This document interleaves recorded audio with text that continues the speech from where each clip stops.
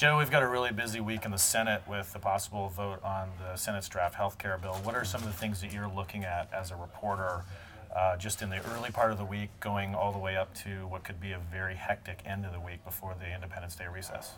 Yeah, all eyes are going to be on the Senate this week. The Congressional Budget Office is going to release its analysis of the bill, possibly as soon as this afternoon.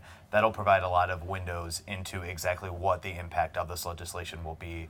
You'll get coverage numbers, how many individuals the nonpartisan office estimates could be lose their insurance under this plan. You'll get numbers of how much will this reduce the deficit over 10 years. You'll also get how many individuals will be pushed off of Medicaid, what that impact will look like. Expect that to drive a lot of the conversation through the start of the week and to be a big vocal point for how a lot of senators will view or establish their support or opposition to the legislation. Specifically, which senators are you focusing on? Because we're talking about it seems to be a growing universe of Republican senators who have concerns with the bill. I mean, we're primarily focused on them because the Democrats have already made clear that they're not on board with the current legislation. But say, if you could only look at a handful of Republican senators to watch for how this thing may go, who would you be looking at? You're kind of looking at two sides of the political spectrum almost. You have moderate lawmakers, more centrists, like Senator Susan Collins of Maine, Senator Lisa Murkowski of Alaska, who are going to be looking at this report in a much different lens than some other individuals like Senator Mike Lee from Utah, Senators Rand Paul from Kentucky.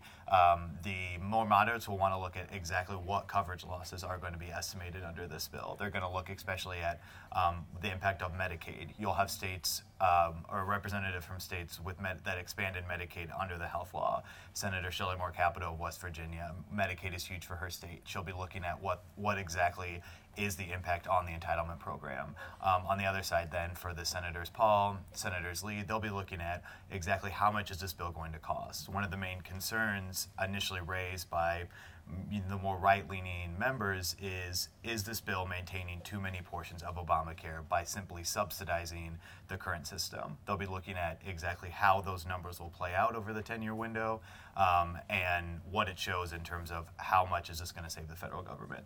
And we've gotten a look at the Republican version of this legislation. It was released just late last week. We've had a couple of days to look at it. Once we get this Congressional Budget Office score, we'll have a couple of more days if we keep with Majority Leader Mitch McConnell's schedule.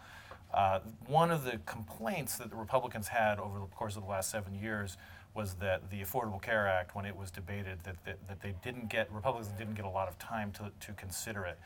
Yeah, the process is going to be a big deal this week. You already have some members like Senator Ron Johnson of Wisconsin who are really crying foul at the way that this was advanced and saying that the Senate needs more time to debate, to understand exactly what the implications of this is.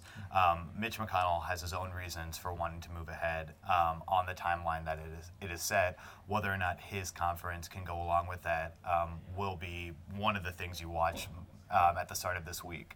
As soon as Wednesday morning, most likely, we'll have a motion to proceed, which would end debate on the bill, and then launch probably 20 hours of debate between the two sides. Exactly whether that bill or whether that vote passes remains to be seen. Again, a lot of these concerns over the process could spill out into that vote. And if you have a lot of members wanting more time to review the legislation before the whole process kicks off, so to speak, you could see more defections than initially anticipated to proceed with that motion. And right now we're at a 52-48, partisan breakdown, 52 Republicans, 48 Democrats.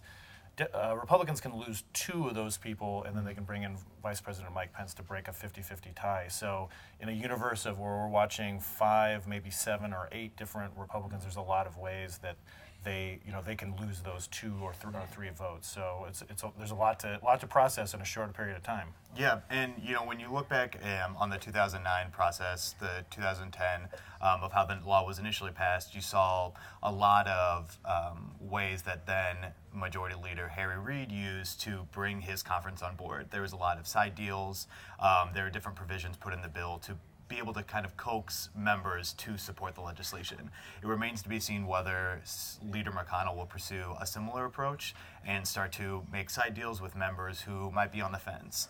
You had some comments over the weekend from folks like Senator Bill Cassidy of Louisiana, who said he had concerns with the bill, but he would be looking specifically at whether there could be changes or what the impact on Louisiana would be. So a lot of these members are looking through a home state lens, and certain provisions could spur them to then be more supportive of the bill.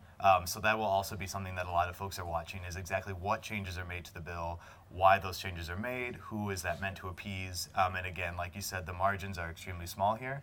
So Leader McConnell is really dealing with a very kind of tight universe of how he can change this legislation.